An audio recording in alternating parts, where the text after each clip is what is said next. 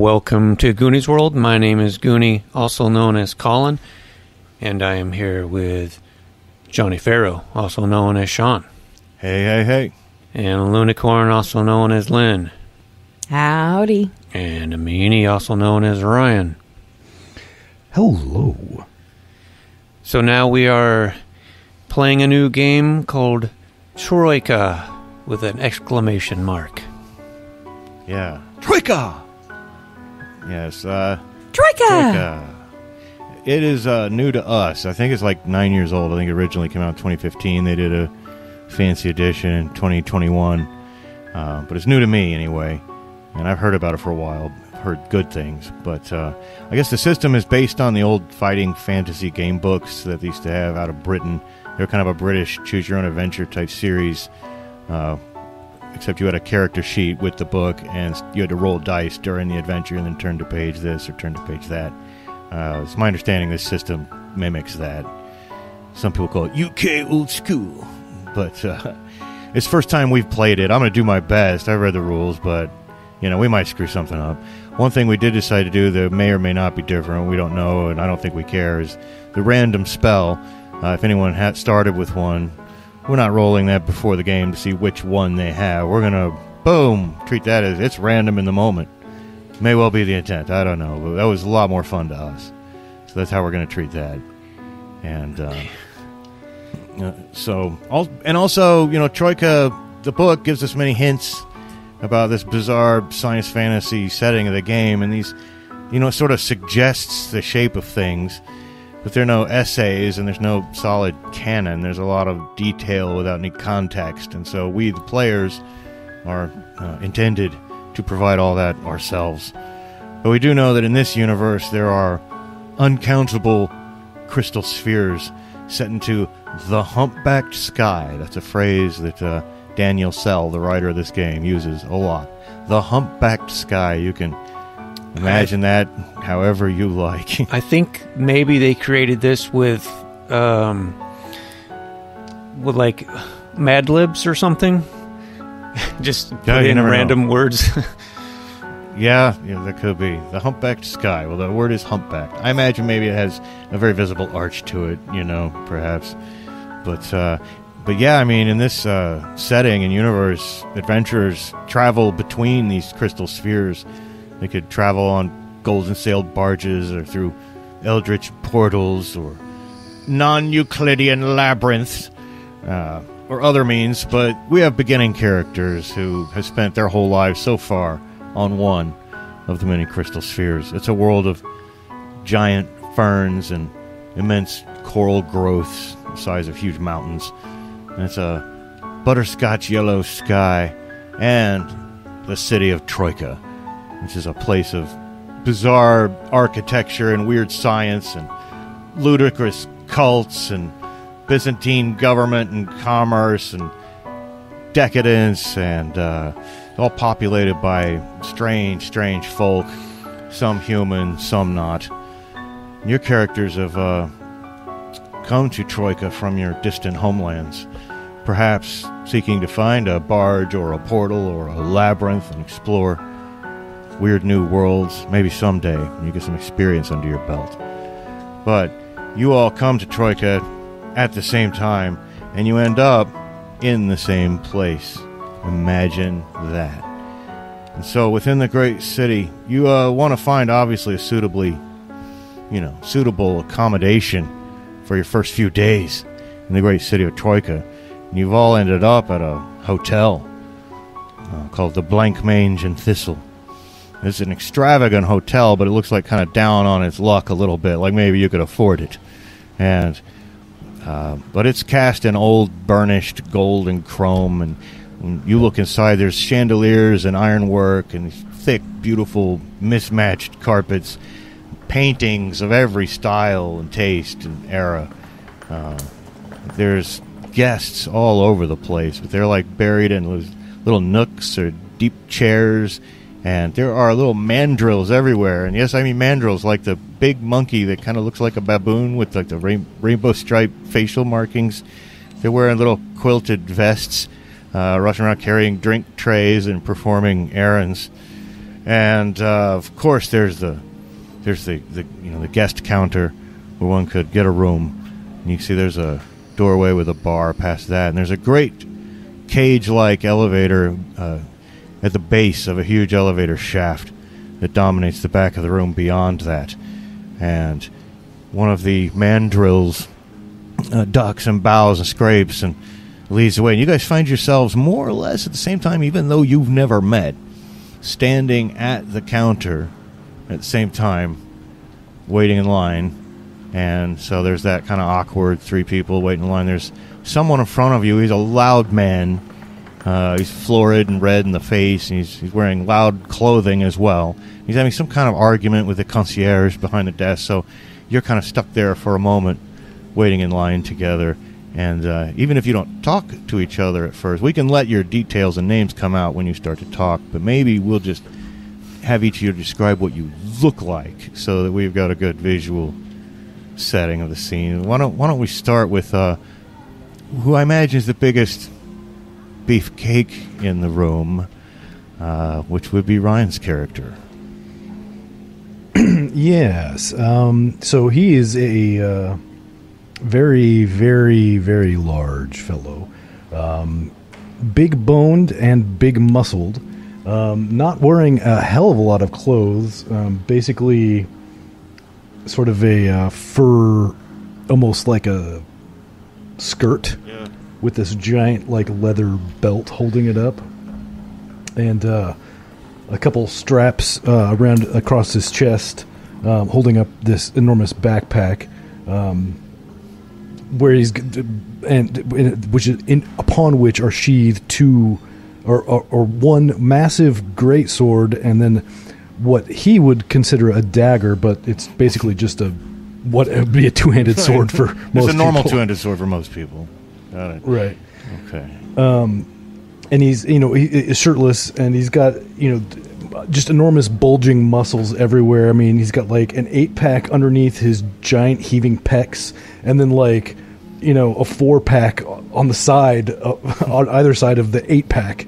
And he's not wearing, other than this kind of almost tattered fur skirt, he's not really wearing any, pants or anything, and God knows if he's going commando under there, but he's just got an insane, inordinate amount of muscles in his legs just bulging everywhere. I mean, he's just an absurd, non-human looking man.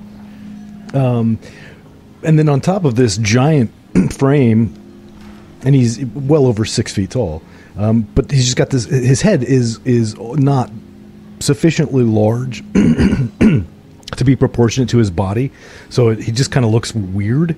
But this is somewhat offset by the fact that he has a big bushy beard, and a nice full head of hair.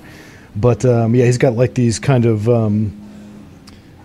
I don't know, bracers. Is that what they're called? The little like armband armor. Armband armor. Yeah, like a bass player in an 80s metal band. Judas Priest. Except bracers of Judas Priest. Yeah. Bracers of Judas Priest do an extra D4 damage for spikes, but he's done. Yeah. and if you're breaking the law, you get a plus one. You got another thing coming. But but yeah, he's just standing there silently with this big giant backpack on, and kind of not making any noise really. I mean, he might grunt a little bit occasionally. He doesn't. There is not much of a glint of wit in his eyes. It seems he may be rather dull. Well, we'll see how he feels after sitting here during this long argument this guy in the loud outfit's having with the concierge. But meanwhile, Colin, tell us what your character looks like. Yeah, so you see a guy that is... He's also pretty tall, but he's really, really skinny. Although, I mean, you can tell he's skinny from his neck. But, like, he's wearing this really voluminous robes. They're, you know, there's, like, all kinds of stuff tucked into these robes. And he's wearing a fez. And, he's got this staff with him that is really ridiculous. Staff that's got all these like charms and bells hanging off it. It's really noisy and annoying. And I see him also having sort of a like a big kind of curved nose, and he's got curled shoes. And yeah, that would be him. I'll introduce him when his name is asked, I guess. Yeah, you do notice he kind of jingles and jangles. Looks like hard for this guy to sneak around, I think. Yeah, he can't sneak. Yeah, he can't sneak. He's jangly. Okay, we'll learn more about you later. And then finally, the other person waiting in line. You know, the argument continues with the man in the loud clothing with the concierge. But, Lynette, could you tell us a little bit about what we see when we look at your character? All right. She is tall and very well cut, not bulky, but obviously appears quite strong. She's got long, flowing purple hair that she's got kind of pulled back out of her way. She is carrying a sword that appears to be silver and a bow and quiver of arrows on her back. Also, the arrows themselves are tipped with silver rather than whatever arrows are normally tipped with. And she is pretty plainly dressed. She wears black. She's kind of in a tank top with a little bit of shoulder padding on top of the tank top. That is black, and just black pants. Everything is she's just all in black, and looks like, you know, maybe she might be someone that would stick to the shadows or that kind of thing. Not really sure too much from. But, yep, that's about it, really. All right. Okay, well, just about this time, as you all size each other up, take a look at each other, finally, I get the service I need, says the loud man in the loud suit. And he walks off shaking his head and starts explaining to his companions what was taking so long in a loud voice. Because this idiot over here... Blah, blah, blah, blah. I am so sorry, says the concierge. Please, come up to the... I'm sorry, listen, all of you. I'm not sure who was first. But I see there's 3 of you here. I only have 1 room left. Of course, it's because of the feast of the Chiliarch, of course, that they're hosting on the roof tonight. Of course, you're well aware this is the feast day of the cult of the Chiliarch. And we're having a lovely party. And, of course... If you're staying here, you're invited. In fact, it'd be impolite not to attend. A party? Oh, wow. Yes, magnificent.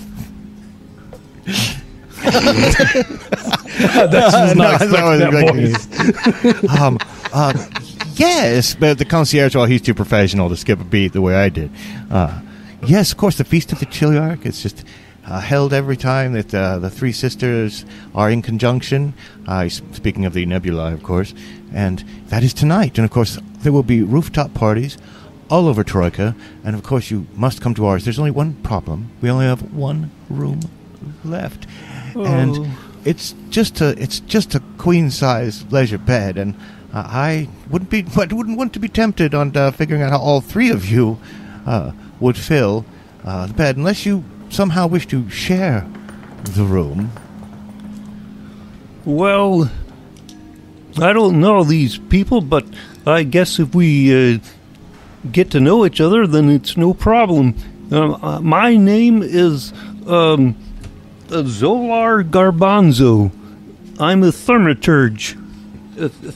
Thaumaturge. Your name, Mr. Jangles. Well, see, you've already got a nickname for me. Now we're getting along just great. Octus need no room. Octus, prepare meal. Okay. Do you sleep standing up? Sleep floor. Sleep floor. Okay. If you're going to make a meal, please do use the patio. If you're going to make a fire, please use the balcony or patio for any fire making. We have a lovely patio down here with some potted plants. It's quite nice.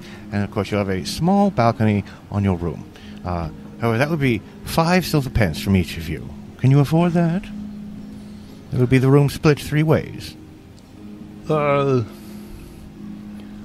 think I can afford that.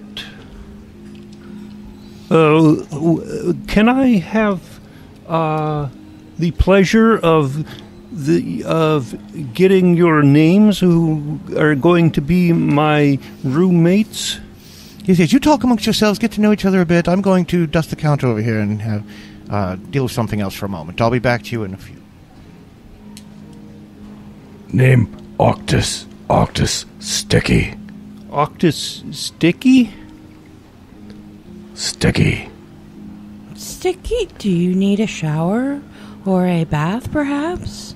He reaches into his Make you not backpack sticky? and pulls out this giant, bloody hunk of raw meat, and he points at it and goes, sticky. Yes, I imagine that would be very sticky and smelly. Mr. Jangle's dumb. Well, and what is your name, miss? I am Illyria Shadowstalker. I hunt demons. Oh, very nice. Yes, Neither of you are demons, are you? I don't think so. Not me. Because I will have to kill you if you're a demon. Oh, no, What's a demon? Oh, demons. You know what a demon is. We're Demons are from hell. creatures from the pit of hell that are got sharp teeth and horns. And, Mr. Jangles isn't so stupid after all, now is he? well, I've wandered the world. You know, I perform miracles. And, so that's what I do. And so I get to know, I hear a lot of things. And I've come across demons before. Nasty creatures. Yes, they are. Octus I'm never nothing see more demon. than hunting them and killing them. But if Octus see demon, Octus kill demon. Yeah, sound nasty. Are you guys... Well, it sounds like we should all get along fabulously if we're all pro killing of demons. Yeah, we've got that in common. I'm just wondering if you guys are going to go to that party, because I love parties, and I think it would be a lot of fun. It's on the rooftop and everything. Think of the views. Must prepare meal on roof. Well, very well. Yeah. It would be an appropriate time and place for a nice cookout. I will agree. Yes, I think it's lovely, and of course those demons, they're so sly and tricksy, and one of them could be hiding and appear at this party, and I think it would be an excellent place for me to begin a hunt. I don't mean to overstep my bounds as a concierge or eavesdrop, he says, hovering back into your vicinity. I should tell you there has not been a demon here at the Blancmange Thistle Hotel for 7 years at least. And we take great pride in that. We have no demon infestations that I'm aware of. Although you never know what the guests might bring with them, so we're happy to have a demon hunter. That's correct. You never know. What have you all become? And are you sure you'd know a demon if you saw one? Are you sure you would? Are you sure? Well, the handbook, the concierge's handbook does have several telltale signs of spotting if one's pupils should suddenly dilate strangely or change color. I believe that's a sign. Yes. A shadow that doesn't seem to fall the right way on the floor. It's a very big concierge guidebook. I haven't read through the whole thing yet, but we are happy to have all of you here. Now, I assume you've all become fast friends. Would you like to go ahead and have that room? Shall I give you the room key? I think we should all share a room, yes. Well, very good. Well, just be the 5 pence from each of you then. Okay. He just pulls out all of I his seem money to- and holds it in his hand for somebody else to count. The guy, sighs and takes the 5 out of your hand, and you see him hesitate just for a second, like he's going to take a 6, but then he looks up at you again and doesn't, and takes the 5 pence from Arctus. Yeah, and Zolar is gonna. It takes him a really long time to search throughout through his voluminous robes and find the coins that he needs. Yeah. And how about you? I assume you're going to Illyria. I don't know. Did you say your name? I can't remember. Yeah. Yeah, Illyria. Yeah. Okay. I think Yeah, I did. yeah, Did you I? Yeah, I did. Okay, good. I have 4 pence. 4. Illyria has 4 pence. Surely. Well, I suppose if there's any demon hunting to be done, we'll have you on retainer. Small discount. That sounds excellent. Please don't abuse the Yes. room service. Very well. I recommend taking the lift, and that will get you up to the 6th floor, which is where your room is. Of course, you're lucky on the top floor, and the party's right above that. And of course, things should be getting started already, I would imagine. No, all in the 7th heavens don't even know what they're doing up there. I'll tell you that much. But here is a key, and he gives you a key with a chain that's too big to comfortably be on anyone's wrist, but too small to fit around anyone's neck. Although I suddenly had this image of it might fit over the right biceps or knotted calf muscle, But they do give you the room key. And so, do you have any questions before we finish our business here then? Here's the room key, and I find your way up through the lift, and that's that. I don't think so.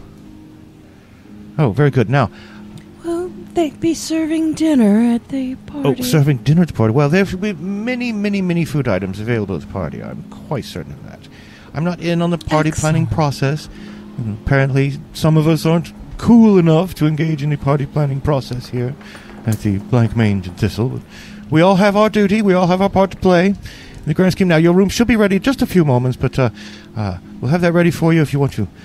Wait for the elevator there. We'll get ready as soon as possible. And he rings a bell, and he speaks to a mandrill. The mandrill doesn't answer him. He doesn't seem to be able to speak, but the mandrill rushes off and jumps into this pneumatic tube entrance and shoots off, presumably up to the 6th floor to get the room ready. You guys wait for the elevator, but there's like I say, the lobby was crowded. There are all kinds of people in it, but suddenly there's a shriek from the doorway. Look over, and there are some people walking in an exaggerated way. One of them has a big crossbow in his hands, though, and there are 3 other ones with wicked-looking knives. But they are their faces are painted white, and they're wearing white and black clothes, and they look like nothing so much as like a commedia dell'arte or a medieval mime. They don't say anything, but one of them mimes that the people in the lobby should raise their hands up in surrender, and the other one mimes a slicing motion across the throat, threatening what will happen if they don't. And the one with the crossbow has the room covered. And they're about a distance from you where you'd have to run over to get to them. in melee, but if you wanted to do anything about it, but they look like they're going to try to rob. But, oh, no, mimes, says the concierge. He comes up wringing his hand. Oh, they've been getting into all the better neighborhoods lately, hanging around in the streets, leaning against imaginary walls, trying to get out of imaginary boxes. It's disgusting. And now they're coming in, molesting the good people on the street, picking their pockets, and now this! Who would ever think hijacking the lobby of the Blancmange Thistle in all my years? I have an idea. I'll hold my hands up, and then say, I've got 100 silver pence. You could just, and I'll hand it over to you. You could leave everyone else alone. Well, and you see that Arctis is glaring at the mimes and like almost like trembling with fury, and like there's like fire in his eyes. But he's not immediately going to leap into action because he's looking over at you expectantly, like he thinks you were trying to do something there, Mr. Jingles. Yeah. Well, there's tension. Illyria will sheath her sword and take her bow off of her back and reach for an arrow. Well, and it's hard to say what a mime does. I'd love him to be able to answer you, but through exaggerated body language, he shakes his head very exaggeratedly when you try to, have them come get only your gold, or only your money and no one else's. He shakes his head and gestures at the room and pats his bag and makes it seem like it's really full. He's going to take everybody's gold, and then one of them, the one with the big crossbow, raises it menacingly in your all's direction. You can start with me then. If you're gonna rob everyone, you could at least start with me. And the lead mime shrugs his shoulders as if to ask you why. Everything's still very tense. There's just absolute silence in here otherwise. Perfect world for a mime. Everything's silent. Well,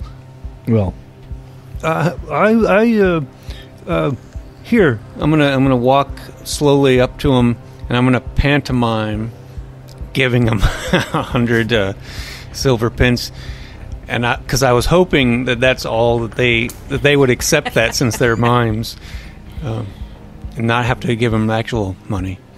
Oh, I see what you're saying. I love that. That's hilarious. 1, 2, 3, and he goes. He's gonna count as long as they'll let him.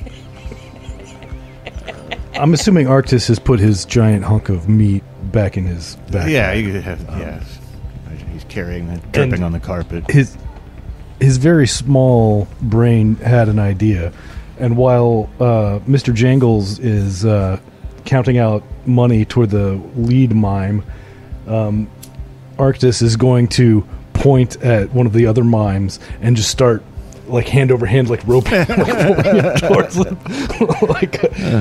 like a mime.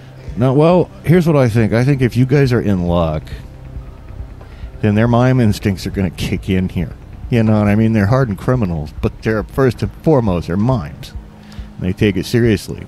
So he may accept the mimed money, and the other may come letting himself be reeled into you if their mime instincts can kick in. So this gives us a good chance to make a luck roll.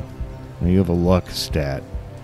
Now luck's going to fluctuate a lot the way hit points do, unlike some other stats. So you're going to lose a point of luck if you want to use luck. You have the choice to just not use it. All right.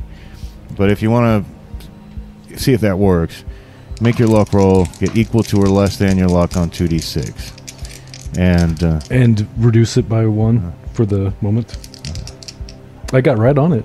So, how about you, Colin? I got 9, which is under my luck, which is 11, which is now 10. Okay, great. We figured out how that works. And, of course, Illyria wasn't trying to actively do anything mimey at the moment. So, but yeah, you're in luck, and their mime instincts kick in, at least the two of them. So two of the knife guys, one of them goes like so surprised, like he's caught by the lasso, and he starts...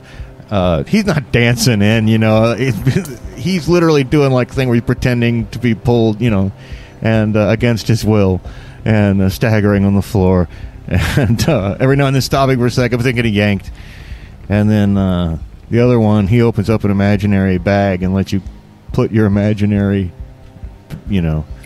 Well, you're really robbing me, man. He puts a finger up to his mouth, though. Oh. Okay. He shakes his head. But the other two, however, are not taken in by these antics, and they edge their way over to the others. Meanwhile, what are you doing, Illyria? I'm gonna fire an arrow at one of the two that is going towards the other that is not taken in by my companion's mime antics. What I think I hear you saying is you're going to initiate combat. I am going to initiate All right. combat. That's what we're going to do. Larry, you don't take no shit from no mimes. All right. Well, in this game, Demon Stalker. we're going to make a initiative stack. And we'll be drawing randomly. Those who know Troika know what we're doing. But we're essentially drawing tokens out of a cup for combat. And I am putting tokens for our mime friends in the cup right now. And each of you has 2 tokens. I'm putting in the cup right now. And then a token at the end of the round whenever it comes up. So, with your blurring motion, everything starts. And I reach randomly in the cup when I pull out. Well, Arcturus, however, once he senses that something is amiss, can take an action. Now, by the way, you could choose not to act, and your thing goes back in the cup. So you don't necessarily, you could get it later. Well, how close is the mime that I have been attempting to reel in? Well, there would be some degree of movement involved to reach him, but nothing that would constitute a turn by itself. Then, since it's clear that combat is, imminent. Yes. Arctis is going to scream, "Mimes!" and rush at this guy, pulling out his greatsword off of his back, and attempting to decapitate this Okay, mime. well, this mime now sees that the game is over. He has his knife to defend himself, but go ahead and roll 2d6 and add your skill plus your greatsword, and it's like a +7, I think, for you. And my mime friend is doing the same. He has a knife. He has a 9 total. 12. You have a much higher roll than him, so roll a d6 for your greatsword, and we'll see how much damage that does. That does 8. 8 points of damage. Yes, so you guys also, if you know Troika, you'll know we roll a d6 for damage no matter what weapon it is, and we consult a chart to see. So he does 8 points of damage to the mime, who only had 5 stamina to begin with. There is a stamina disparity between quote-unquote monsters and NPCs and you for a lot of reasons, but it's really a balancing factor. But this mime goes down. Now, he's below 0 stamina. He's dead. When you get to 0, you can still be alive. He's well below 0. And I think there's no reason why I think that you haven't, in fact, decapitated him, because he is absolutely dead. Is that what you said you were going to do? Decapitate him? That was the intent. Yeah. It's swing right off. That head's, put some spin on that head, as it's flying through the air for a while. With one last silent scream from that mime, didn't even get a chance to break his. At least he never actually screamed. As his head tumbles over the mismatched carpets. Yeah, he's screaming on the inside. Yeah, he's screaming on the inside. And gosh, then we'll see what happens next. I'm gonna draw it from the cup, see who goes next, and it is Illyria who started this mess in the first place. Yes. So, well, actually, those guys started it. That's right, they did. So, I'm gonna come in here and rob people. what do you do? Just going to a party. Alright, so I'm using my bow. And I'm shooting at one of the ones that had, walked away, that wasn't falling for the mime Right. act. He's basically going towards what I would deem innocent. Well, there's people. one with a dagger, and then there's one with the crossbow. Which one do you? That's what I Crossbow. thought. Yeah, that's the smart play. And I rolled a 11. Okay. And well, that is so much higher than what he just rolled, which is so low. I'm embarrassed to say it was a 4, and altogether. And so you may roll your damage. It was a 4. 8. All right, for 8 points of damage on him, and again, your arrow just thunk right in the middle of his forehead. And he's one last great big O of surprise, and yet still not a sound. No, you haven't had time to scream, any of these mimes. And how about? Well, why am I asking? You gotta take a token out. Next. Well, this is just perfect the way it's worked out because we have Zolar. Oh no! Okay, I abhor violence, but I will. If you force my hand, I will.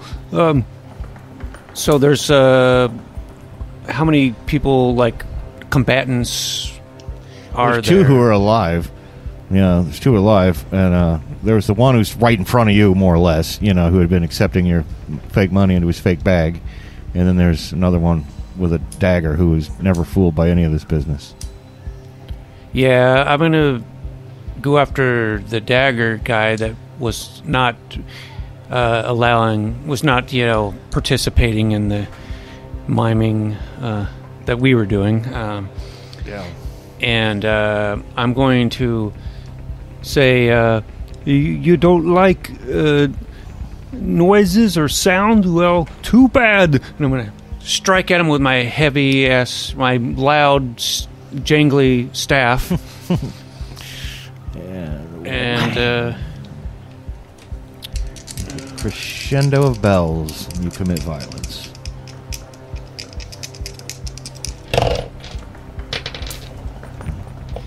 He has a 6. Not rolling well. I got a 10. All right, so you may go ahead and roll that damage for your staff. Oh. Well, it was just 2 points of damage. 2 points of damage. Well, every little bit helps, but he's stunned, and, 2 of his friends are dead. However, things aren't over yet. So I'm drawing from the cup, and whoops, I grabbed like 3 at the same time. I'm using poker chips that I've written on. We have a blue, which is one of the bad guys. And I think that if I were them, what I would do is run. As much as I'd love to give you a nice whack and a big old combat and a whack in the head, I think these guys would run, we must say. They're after easier prey than you. You better run. Yeah. However, do you want to let them run is the real question. In fact, that's they get to do on their turn. They turn and run. They're running for the door. And then the question on their... Well, and I say they, but that's just one of them. One of them turns and runs. So I'm going to say it's the one that you just attacked, Colin. Turns and runs. And now I've got to roll. Now I've got to pull... Okay, and then the other one turns and runs. So then they're both... Get out of here. Yeah. I'm going to let him. All right. If we're going to let him, and Don't let the invisible door hit you in the ass. one of them, you can't help it. He does a big jump as the invisible door hits him in there. You can't help it. The other one slaps him on the head, And, oh dear. And then there were some screams and shrieks, by the way, when some of the violence, but everybody knew it was for their own good. And then finally, then the elevator opens, and finally, security, concierge. And these 2 they must be little people because they're very, very short characters covered in very, very heavy metal plate armor. But it's like brightly and garishly painted. But they're holding these ridiculously tall lances. And they've come out of the elevator, his great big sliding cage-style accordion cage door opens in this elevator. This elevator is big. It's like a room. But they are trying to get out of it. Their lances are a little bit too high, and they're just these tiny little people covered in armor. You don't know what species they are. And they finally make it out of the elevator and into the lobby and realize that things are too late. And the concierge, he puts your money you gave him back into your hands. Thank you so much. The room is yours tonight. The word will get out. It was good that you let them run. Now they'll know the Blancmange Thistle is no way to come in and practice your filthy mimery. Oh, yeah. Well, I did lose 100 silver pence, but that's okay. I've got 5 back now. That's good. Can I search crossbow guy? You'll like go rifle through his possessions, see what he's got. I imagine he's got a few pence on him, and mime makeup. Maybe you want to paint up your face all white, sometime. So yeah, we have a few pence. Let's just call it 2 pence. The other dead guy who got decapitated has 5 silver pence, so that's a little better. That's not bad at all. But anyway, a lot of people though, they come who were sitting, reading in the stuffy chairs or the alcoves, talking. They come rushing out, patting you on the back. People are shaking your hands, thanking you, and of course the elevator's right there. And you don't want to stay around for the cleanup process, and we'll deal with the authorities on this. Just get on up to your room. Enjoy the elevator ride. Of course, the stairs are there if you choose to take the stairs, but I don't know why you would. And you're left to your own devices, essentially, after getting the congratulations of the crowd. You go back to their business, perhaps a little more amped up. And well, I rather enjoyed that. Perhaps I should become a mime stalker instead.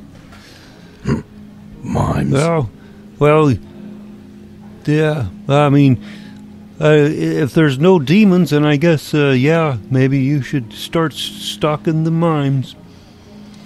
Demon mimes? I surely hope there's not such a creature. That's... I will vanquish it. I will vanquish them all if there is. All the demon mimes. That's nightmare fuel. Let's not think about that. Let's get into this elevator. Yeah, you get into the elevator, and it's like I say, it's a room-sized elevator. It's basically like a big ironwork cage. The front wall of it, accordions open and closed. There's a really thick green carpet on the floor in here. When you walk in, your feet actually kind of sink a couple inches into the carpet. It's so padded and deep. There's a small chandelier, actually, with little phosphorus bulbs, but it brushes against Arctus's head. He's pretty tall. But to see that there's only one other person in here, besides the elevator operator, by the way, which is a little mandrill. He's got a tiny little red suit on. And he's got this arcane set of controls for the lift, for the elevator. And it opens the door for you, in fact, when you come in. And he has a little sign on his coat, a little button on his little red suit that says, "I accept bribes of food." It flat out says it. So he must not be able to speak, but you can see that these mandrills in here certainly understand people. But there's one other... Yeah, go ahead. 6th floor, please, Mr. Monkey.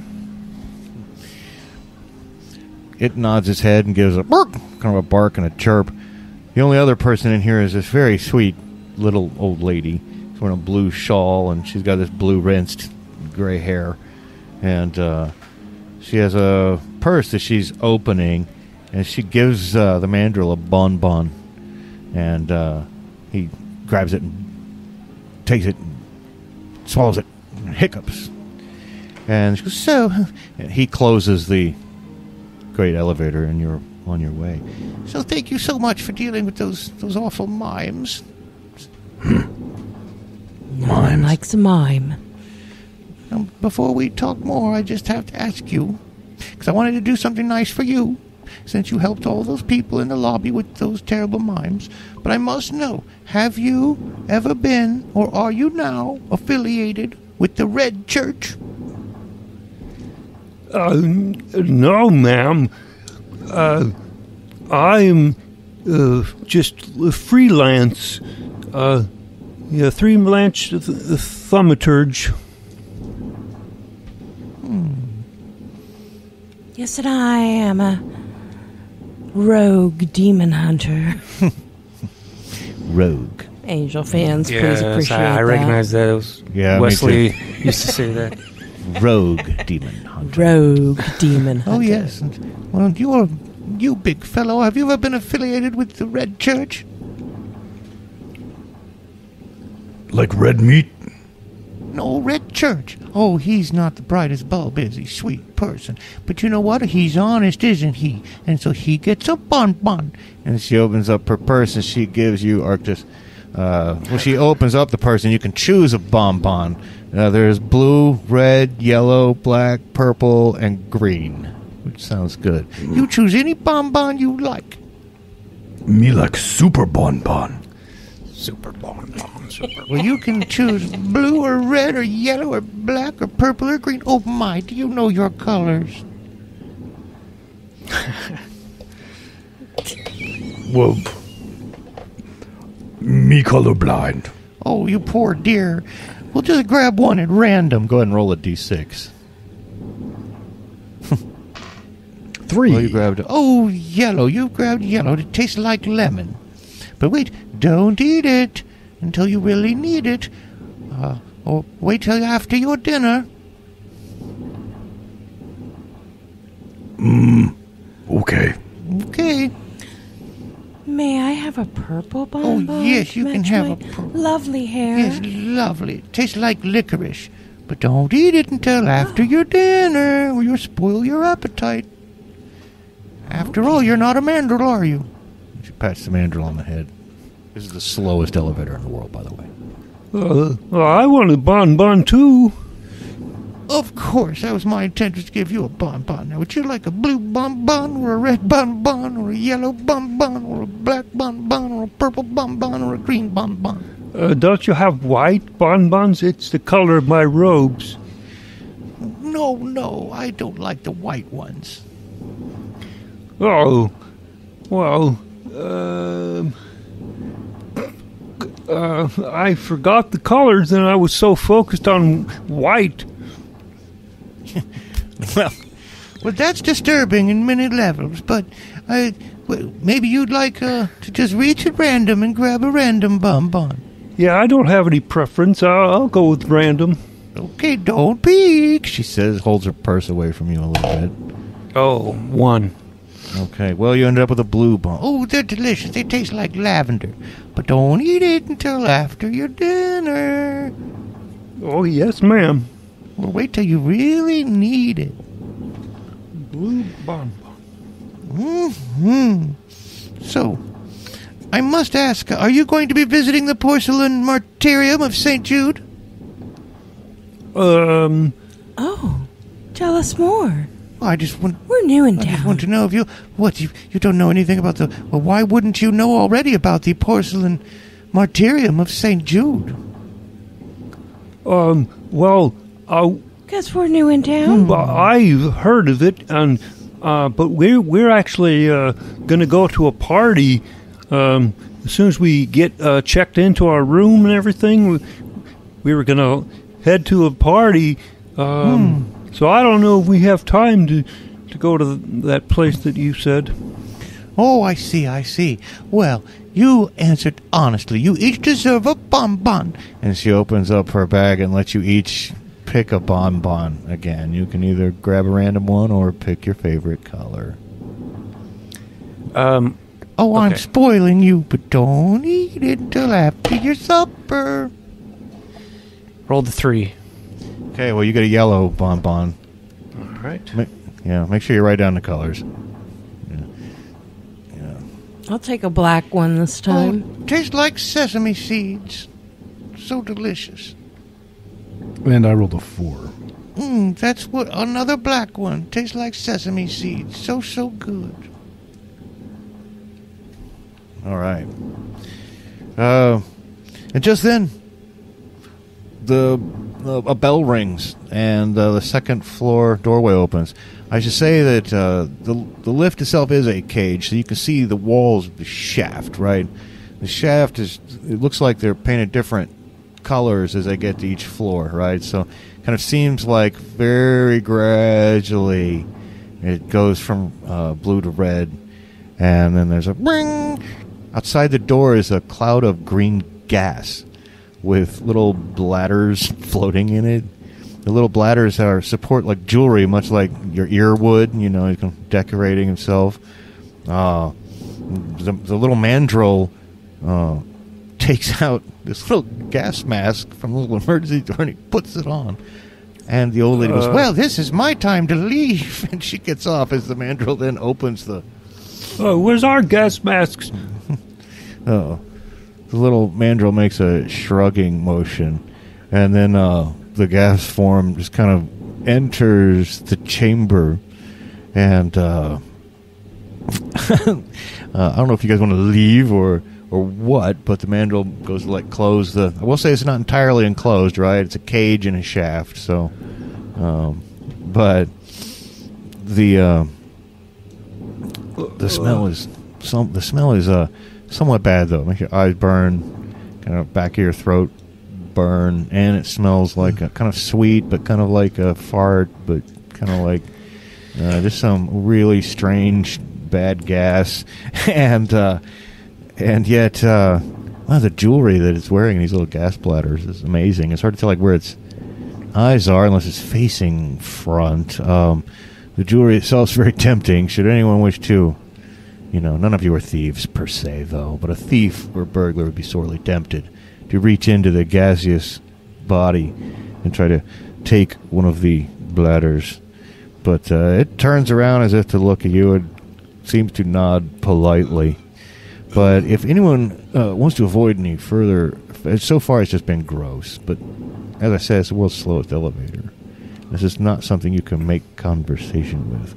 But it's getting so bad, you're starting to feel like it might make you sick. I don't know if any of you have the strength skill. It's an advanced skill called strength. If you don't have it, then just roll into your basic skill. 2d6 and get your skill or less.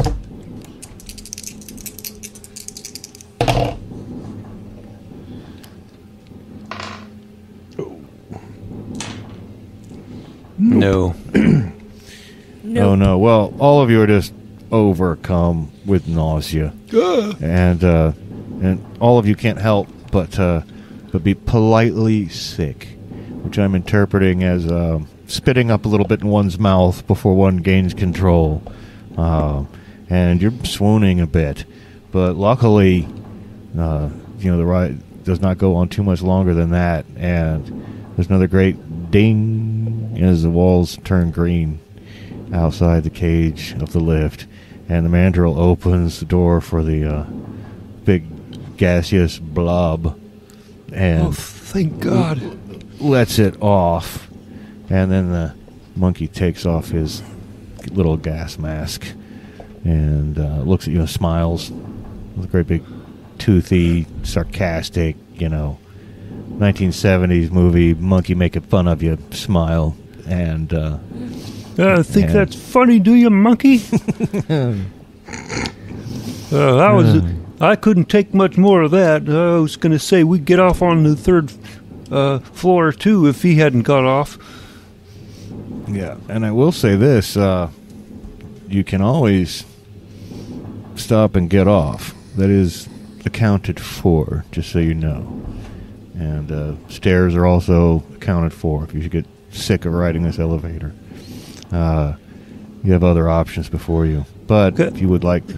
Can you maybe speed it up a little, put it in overdrive or something? The mandrill turns around and mimes like he's crying, like weepy hands on his eyes. You can't help but feel like there's an implied Oh no, there. I'm sorry, you're doing a great job there. I just thought maybe, there was different speeds or something in this elevator. Because we're kind of in a hurry going to a party, And, you're probably not invited, though. Not because you're a monkey, just because you're an elevator operator, and you got a job to do. But, you're doing a good job. Keep it up. All right. He nods and looks at you guys and shrugs, because what he really meant was whine your baby when he was making his eyeball movements, but you have no way of knowing. You interpreted it so sweetly. Yeah, clueless. Yeah. And but he turns around, and actually once he gets it up to decent speed, he turns around and he kind of monkey smiles at you again and stops. When he stops on the third floor, there's, of course, the third floor hallway, which you see stretching up before you, but there's an alcove on one side of the wall that's built into the elevator shaft. Does that make sense? In that alcove, there's a sign there, it's like blinking on and off with little sparkly letters that somebody's glued on, or catching the light. It says Wall Merchant. And there's like this little shop there with like snacks and toiletries, and there's this shopkeeper sitting in the little alcove. He's kind of egg-shaped, and he has these tiny little arms that are barely long enough to even, reach the top shelves that he's got behind you. You can't see his legs because he's behind the counter, but you assume they must be equally tiny. But his mouth is like alarmingly big. It's very, very big, making him seem aggressive. He's got, gigantic grin that stretches all across his eggy body. And he's like, "Oh, careful, stop at the Wall merchant, he says, and he's not echoing. He just repeats, the last word a few times. "You have lots of good things for sale, he says with a great big huge mouth. Well, let's take a look. I guess we might as well if we're going to be stuck in this elevator. I guess he says that's a good planning on his part. He's got a good mind for retail. Make a lot of money. What do you got there? Well, I have here perhaps you'd like this stuffed owl, very lifelike. Only 6 silver pence. I can't think of a single thing that I could do with a stuffed owl. Oh, maybe a tin of jellied prunes is more up your alley.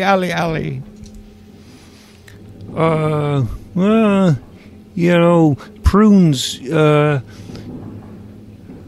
don't agree with my digestive system. I mean, they're good for you, but I'm going to go to a party, so I don't want to be running to the bathroom. Yes. Well, perhaps you'd like to buy a pocket guard. And he holds up this little statue. Keep it in your pocket for luck. Look. I haven't got any pockets. Anyone else want to protect their pockets? No one could use a pail of goose grease. Look at this. It's the pièce de résistance.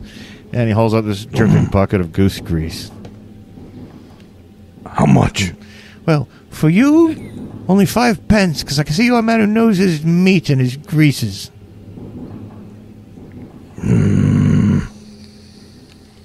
Okay. All right. You never know when some goose grease may come in handy. And finally, he may eat all that goose grease and be very flatulent. It may make you pass out. So perhaps you'd like to purchase some smelling salts, guaranteed to revive an unconscious person. Only 3 pence per vial. Oh. Well, I think I will as well. Yes, do you have enough for both of us? Yes, of course. No, I do have one thing left that's quite interesting. Very highly sought after. And he smiles slyly with his great big gigantic mouth, and then pulls out a bag. He goes, "The last bag of salt and vinegar crisps until our delivery next week. Only 1 pence. Who would like the salt and vinegar crisps? Crisps. Well, we might be in this elevator a long time, so you might want to True. Perhaps we could share the get bag. a snack. Yeah, I can share. 1 pence. And how much was the smelling salts? Those 3 pence each. Yes, each. All Very right. good. Very good. Oh, pleasure doing business with you. Remember, tell your friends to take the elevator and visit the wall merchant. I will. Smiles very large. Thank you, you. Oh, it's very funny. And you notice a few times during this that while the conversation was going on, and I might have pointed this out earlier, but this merchant, the wall merchant, has been like slipping the mandrill like little bits of fruit like this whole time just to keep you guys sitting here for a while. And of course he says right on his, I accept bribes, of food. So he's kept you here for a while to do shopping. But he'll go on his way, and I'll assume you guys will go on your way to the party. But you know what?